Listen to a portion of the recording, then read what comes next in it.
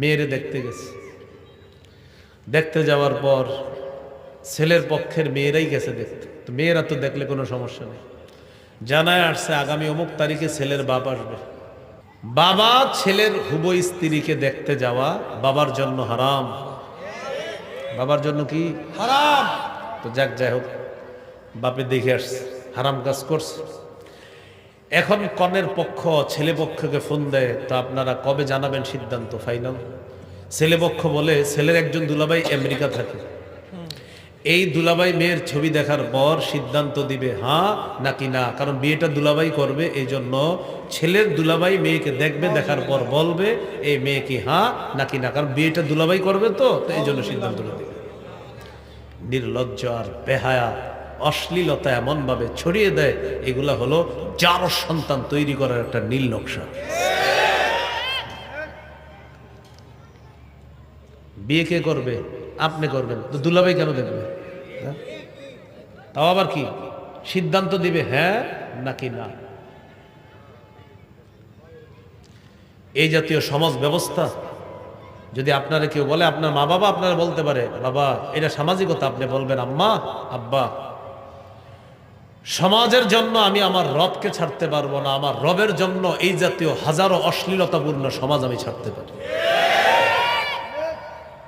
না, আমার রবকে আমি ছাড়তে পারবো না, বলতে পারবেন না? আল্লাহ তৌফিক দান করেন।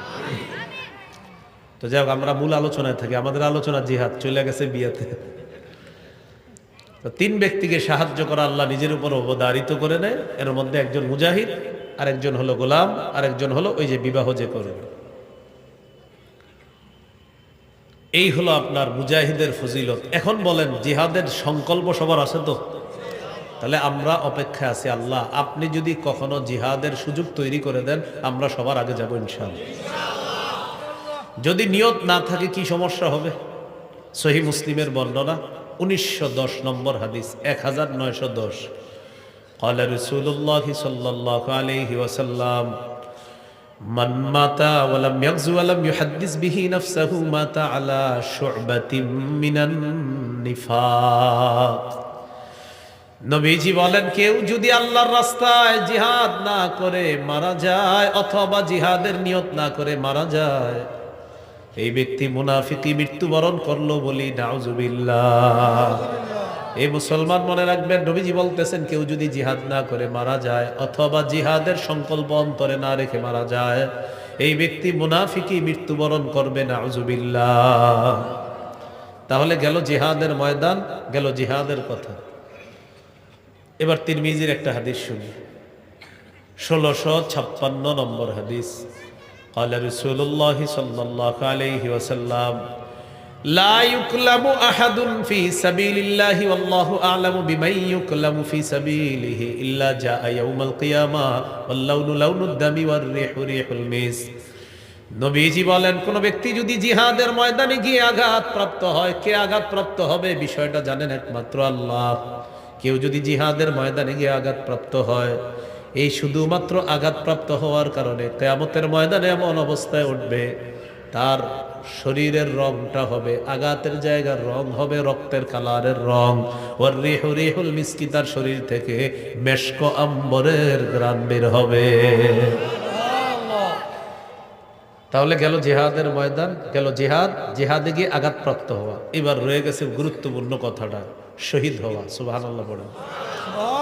জিহাদের ময়দান, জিহাদের ময়দানে আঘাতপ্রাপ্ত হওয়া। এবার আমরা জানবো শহীদ হওয়া। এবার বলেন, শহীদ হওয়ার নিয়ত আছে না?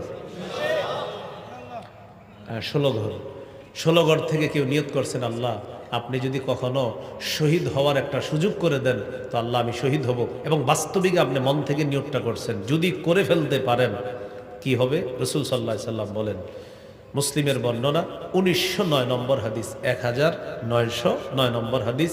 মাদ্রাসা পাঠ্যপুস্তক অনুসারে মোট হাদিস সংখ্যা হবে 3033টা।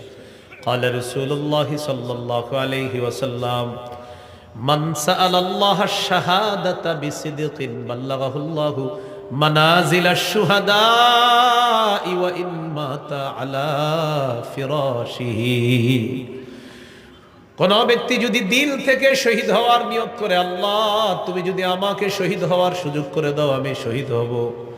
16 ঘর থেকে আপনি নিয়ত করেছেন, আল্লাহ আমি এই মুন্সিগঞ্জ 16 ঘর এলাকার একজন মানুষ, মাবুদ আমারে কেউ চিনে না, তবে আল্লাহ আমাদের বাংলাদেশের মুখ্য মুফতি সাহেবরা কখনো যদি জিহাদের ফতুয়া দেয়, আল্লাহ আমি জিহাদের ময়দানে গিয়ে সবার আগে শহীদ হব মাবুদ। এই জাতীয় সুন্দর নিয়ত যদি আপনার থাকে, নবী বলেন এই ব্যক্তি যদি তার ঘরের বিছানার মধ্যেও মারা যায়, আল্লাহ তাআলা তাকে শহীদদের মর্যাদায় পৌঁছায় দিবে। ঘরের বিছানা মারা গেল, শহীদদের মর্যাদা, তাহলে হলো শহীদ। বলেন কি? তো শহীদ নিয়ে কিছু জানা দরকার আছে না নাই? বলেন। সূরা আলী ইমরান 169 নম্বর আয়াত। কোন সূরা? কত নম্বর আয়াত? আচ্ছা, মন দিয়ে শোনেন। আবু দাউদের হাদিস 2520 নম্বর হাদিস, 2520।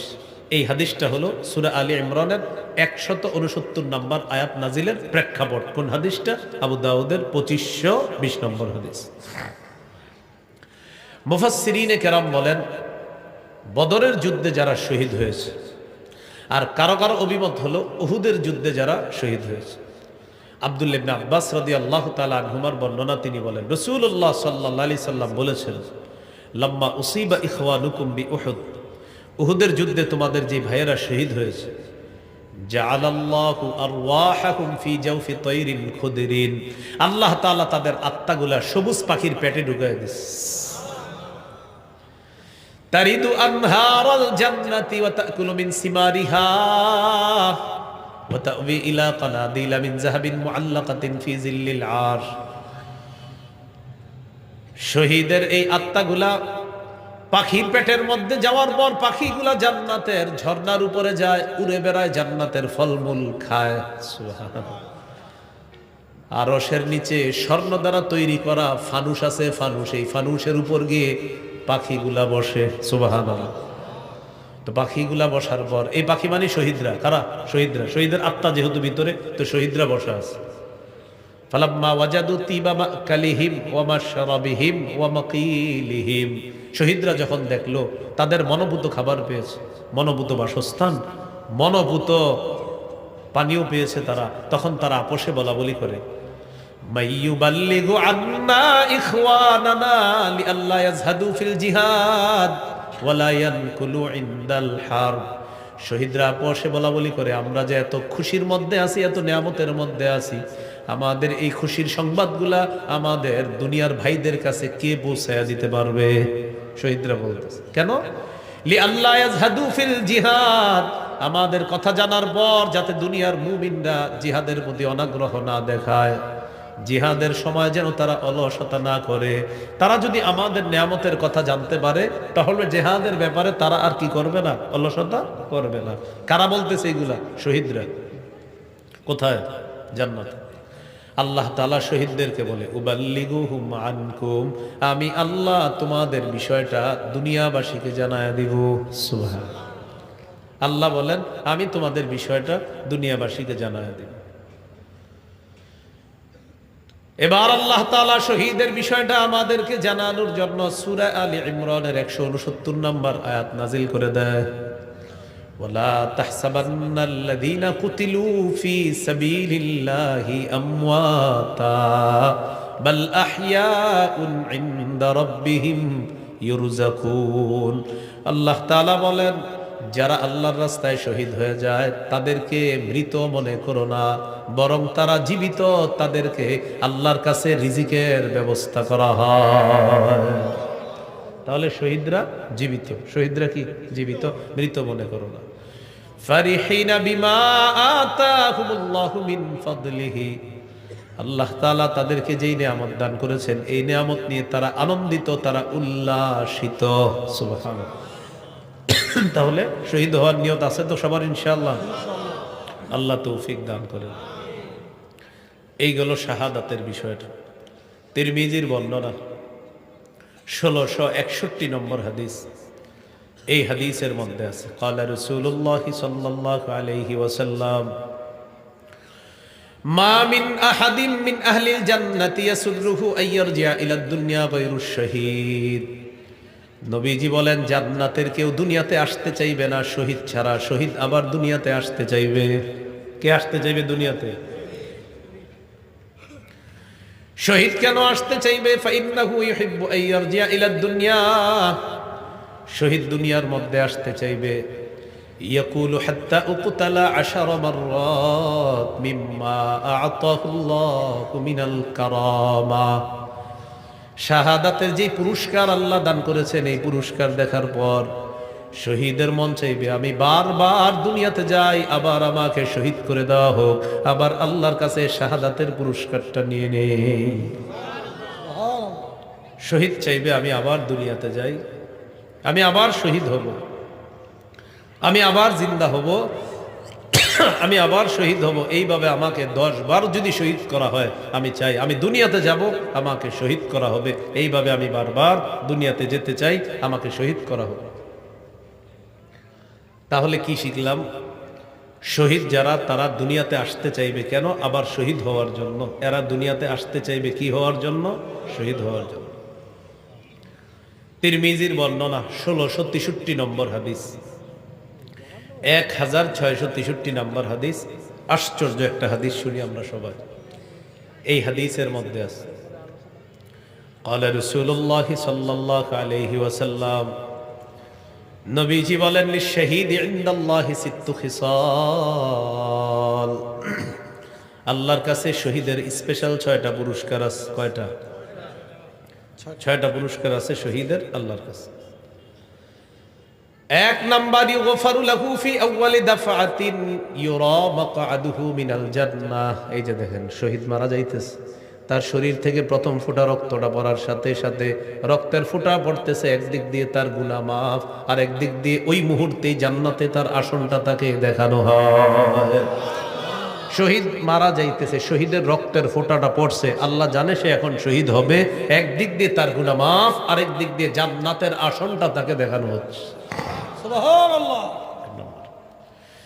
2 নাম্বার ওই জারু মিন আযাবিল কবরি, শহীদকে আমরা কবরের মধ্যে দাফন করে দিলাম। নবীজি বলেন ইউজারু ইউজারু ইউজারু মিন আযাবিল কবরি, শহীদকে কবরের আযাব থেকে বাঁচানো হয়ে যায়।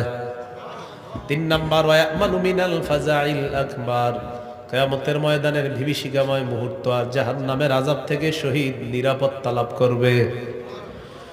আমি আপনি কিয়ামতের ময়দানে কত পেরেশানির মধ্যে থাকবো, নবীজি বলেন শহীদের কোনো পেরেশানি নাই, ভয় নাই, চিন্তাও নাই। আল্লাহ তাআলা আপন জিম্মায় তাকে জান্নাতে প্রবেশ করায়া দিবে।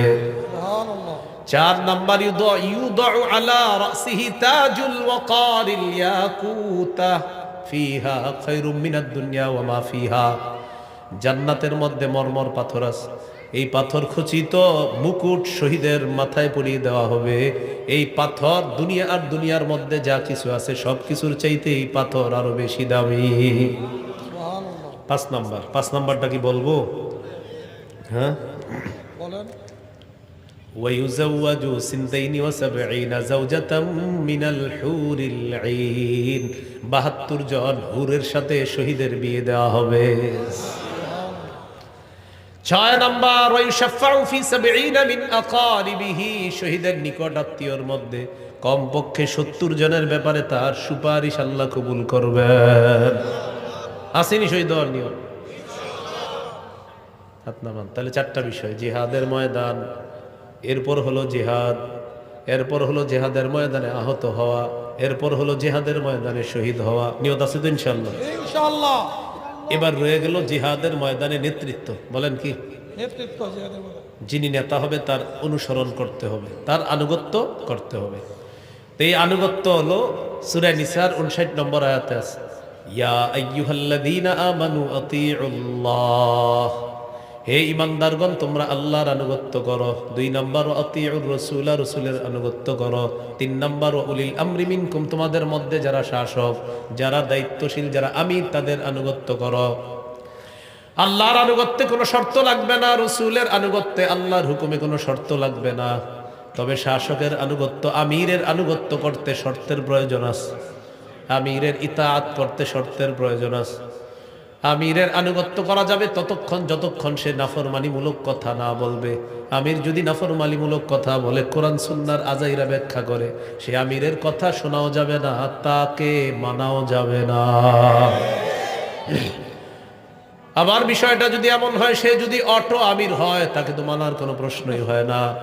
আর যদি তাকে আমির বানানো হয়, এই বানানো আমিরকেও মানা যাবে না যদি সে নাফরমানিমূলক কথা বলে। বলেন আমার সাথে দলিল, বলেন দলিল। বুখারী ৭,১44 নম্বর হাদিস, বুখারী ৪,৩40 নম্বর হাদিস। এই দুই হাদিসে আছে আমিরকে শর্ত ছাড়া মানা যাবে না। সূরা মাইদা ১০৪ নম্বর আয়াত, সূরা নিসা ৫৯ নম্বর আয়াত, সহিহ বুখারী ৭,১৪৪, সহিহ বুখারী ৪,৩৪০। আমিরকে নিঃশর্তভাবে মানা যাবে না। খালি একটা হাদিস শোনাই, মন দিয়ে হাদিসটা শোনেন, একদম মন দিয়ে শুনবেন। সহিহ বুখারী ৪,৩৪০ নম্বরটা হাদিসটা শোনাই। আলী রাদিয়াল্লাহু তাআলা আনহুর বর্ণনা, বাআসান নবী সাল্লাল্লাহু আলাইহি সাল্লাম